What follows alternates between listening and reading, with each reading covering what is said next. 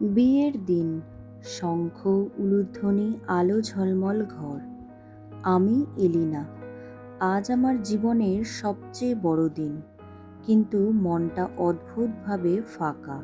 কারণ যাকে বিয়ে করছি তাকে আমি ঠিক চিনি না। বরের নাম লিওন, একজন ব্যবসায়ী। পরিবারের বাইরে তেমন কাউকে চেনে না। যখন প্রথমবার তাকে দেখলাম, আমার বুকের ভেতর কেমন যেন ধক করে উঠল। উঁচু লম্বা গড়ন, কালো সুটে মোড়া শরীর, চোখ দুটো অস্বাভাবিক গভীর, যেন ভেতরে টেনে নেয়। কিন্তু একটা ব্যাপার খটকা লাগলো। বরযাত্রীর সংখ্যা খুব কম। কেউ হাসছে না, গান গাইছে না, আনন্দ করছে না। সবাই যেন কোনো ভারী গোপন বোঝা বয়ে বেড়াচ্ছে। আর লিওন, সে শুধু নীরবে বসে রইল। তার ঠোঁটের কোণায় হালকা হাসি, কিন্তু সেই হাসি যেন ভয়ের। বিয়ের মণ্ডপে যখন ক্যামেরার ফ্ল্যাশ ঝলসে উঠছিল, আমি খেয়াল করলাম একটা অদ্ভুত ব্যাপার। বরের ছবি স্পষ্ট আসছে না। প্রতিটি ফ্রেম যেন ঝাপসা, কুয়াশায় ঢাকা। আমি ভুরু কুঁচকে তাকালাম ক্যামেরাম্যানের দিকে। সে গলা নামিয়ে বলল, ম্যাডাম, লেন্সে সমস্যা নেই। আমি বুঝতে পারছি না কেন এরকম হচ্ছে, কিন্তু আশেপাশে কেউ যেন কিচ্ছু খেয়ালই করল না। বরের পরিবারও এ নিয়ে একদম নীরব। আমার মনে হলো কোনো অজানা অন্ধকারে আমি চলে যাচ্ছি। বিয়ে শেষ, শ্বশুরবাড়ি আসা। বাড়িটা বিশাল, কিন্তু অদ্ভুতভাবে নিস্তব্ধ। মনে হচ্ছিল প্রতিটি দেয়াল আমার দিকে তাকিয়ে আছে। প্রথম রাতেই আমি অনুভব করলাম কিছু গড়বড় আছে। আয়নার সামনে দাঁড়িয়েছিলাম। হঠাৎ দেখি আমার পেছনে লিওনের ছায়া। কিন্তু লিওন তো তখন ঘরের বাইরে ফোনে কথা বলছে। ছায়াটা স্থির দাঁড়িয়ে রইল, তারপর ধীরে ধীরে মিলিয়ে গেল। আমার শরীর কেঁপে উঠল। হঠাৎ ঠান্ডা হাওয়া বয়ে গেল ঘরের ভেতর দিয়ে। আমি নিজেকে বোঝালাম, হয়তো ক্লান্তি, কিন্তু অন্তরে ভয় বাসা বাঁধল। দিন কয়েক পরে ঘটনা ঘটল লিফটে। অফিস থেকে ফেরার সময় একা উঠেছিলাম লিফটে। হঠাৎ আলো নিভে গেল। অন্ধকার, শুধু শ্বাসের শব্দ। হঠাৎ ঠান্ডা এক হাত আমার কাঁধে। আমি চমকে উঠলাম। কেউ জড়িয়ে ধরল শক্ত করে। ঠোঁটে অদ্ভুত শীতল ছোঁয়া। আমার বুক ধকধক করছে। চিৎকার করতে চাইছি, কিন্তু গলা দিয়ে কোনো শব্দ বেরোলো না। হঠাৎ লিফট খুলে গেল। বাইরে দাঁড়িয়ে লিওন নিঃশব্দে তাকিয়ে আছে। আমি বোবার মতো তার দিকে তাকিয়ে রইলাম। কিন্তু ভেতরে আমি জানতাম যে আমাকে স্পর্শ করলো সে লিওন নয়। সেই রাতের পর থেকে আমি অদ্ভুত সব ঘটনা টের পাচ্ছিলাম। বিছানায় ঘুমাতে গেলেই শরীর ভারী হয়ে আসছে। অদৃশ্য হাত যেন আমাকে টেনে ধরছে। আয়নায় দাঁড়ালে কখনো কখনো দেখতাম আমার কাঁধে কারোর আঙ্গুলের দাগ। এক সকালে আয়নায় লালচে চিহ্ন দেখতে পেলাম, ঠিক যেন কেউ শক্ত করে আঁকড়ে ধরেছিল। আমি আর নিজেকে বোঝাতে পারছিলাম না এটা কি বিভ্রম, না সত্যি কোনো অদৃশ্য উপস্থিতি। আমি আর চেপে রাখতে পারলাম না। অফিসে আমার সবচেয়ে কাছের কলিগ সুমি সব খেয়াল করছিল। আমার ফ্যাকাশে মুখ, ক্লান্ত দৃষ্টি। একদিন সে জোর করেই জানতে চাইল। আমি সব খুলে বললাম। লিফটের রাত, ঠান্ডা হাত, শীতল ঠোঁট, সব। সুমি চুপ হয়ে গেল। তারপর গলা নামিয়ে বলল, এলিনা, এগুলো মজা নয়, সাবধানে থাকিস। মনে হচ্ছে তোর বরের সাথে কোনো বড় রহস্য জড়িয়ে আছে। আমার বুক ধক করে উঠল। সুমির কথাটা সত্যি মনে হচ্ছিল। লিওন সব সময় নীরব, শান্ত, কম কথা বলে, কিন্তু মাঝে মাঝে তার চোখে এমন দৃষ্টি থাকে যেন সে সব জানে।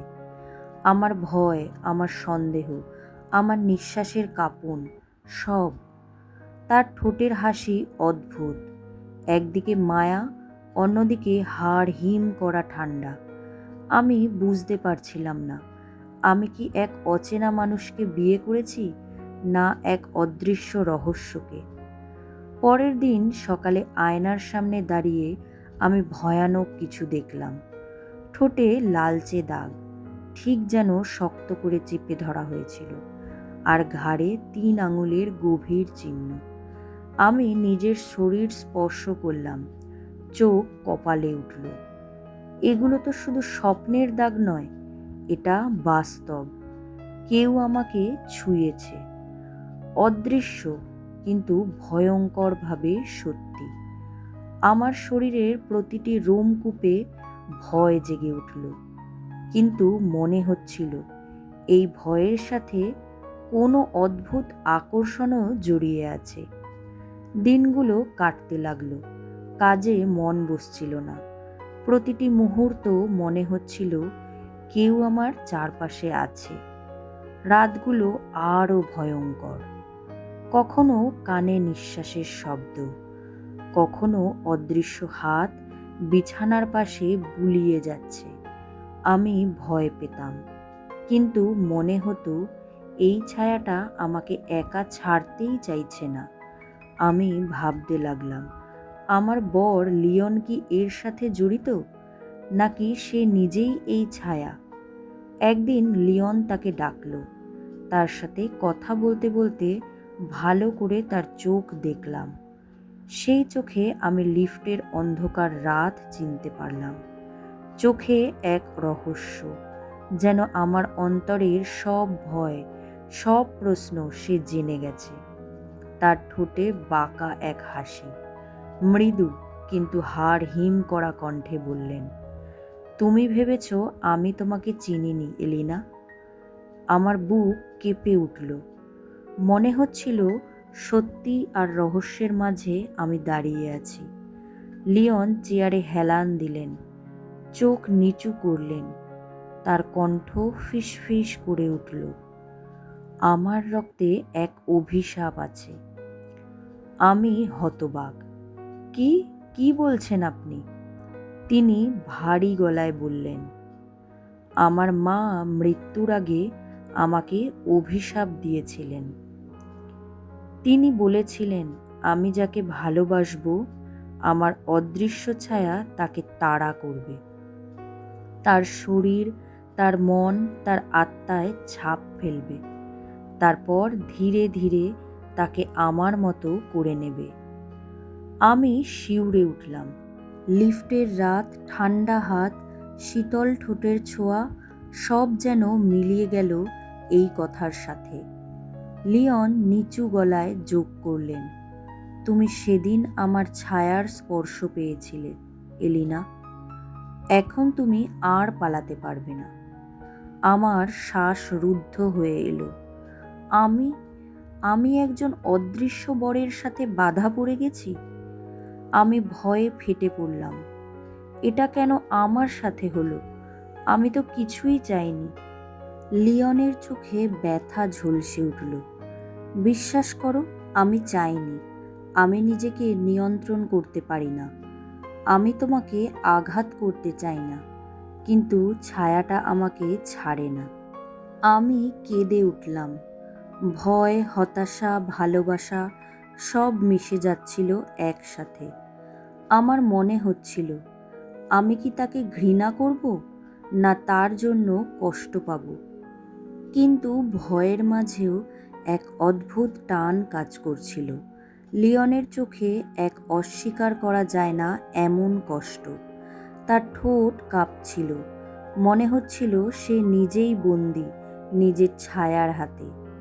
আমি ভেতরে ভেতরে অনুভব করলাম সে সত্যিই আমাকে চায়, কিন্তু তার ভালোবাসা অভিশপ্ত। আমার বুক ধুকপুক করছিল। ভয় আর টানের মাঝে আমি হারিয়ে যাচ্ছিলাম। অবশেষে আমি নিজেকে সামলে নিলাম। চোখ মুছে শান্ত গলায় বললাম, যদি অভিশাপ তোমার জীবনের বাধা হয়, তাহলে সেটার শিকল ভাঙার দায়িত্ব আমার। লিওন হতবাক হয়ে তাকালো। কি বলছো তুমি? আমি দৃঢ় গলায় বললাম, ভালোবাসা সব অভিশাপের চেয়েও শক্তিশালী। তুমি একা নও, আমি আছি। লিওনের চোখ ভিজে উঠল। প্রথমবার তার ঠোঁটে এক ব্যথা মাখা হাসি ফুটল। সেদিন থেকে আমাদের জীবন পাল্টে গেল। ছায়া মাঝে মাঝে ভর করত। রাতে ঠান্ডা হাত আমার শরীরে পড়ত, কিন্তু আমি আর ভয় পেতাম না, কারণ আমি জানতাম আমি একা নই। আমি লিওনের হাত ধরে বলতাম, তুমি আমার আলো। লিওন প্রথমবার সত্যিকারের হাসলেন। তার চোখে আলো ঝলমল করছিল। অন্ধকার এখনো আছে, ছায়া এখনো ঘিরে ধরে, কিন্তু আমি জানি সত্যিকারের ভালোবাসা অন্ধকারকে জয় করতে পারে।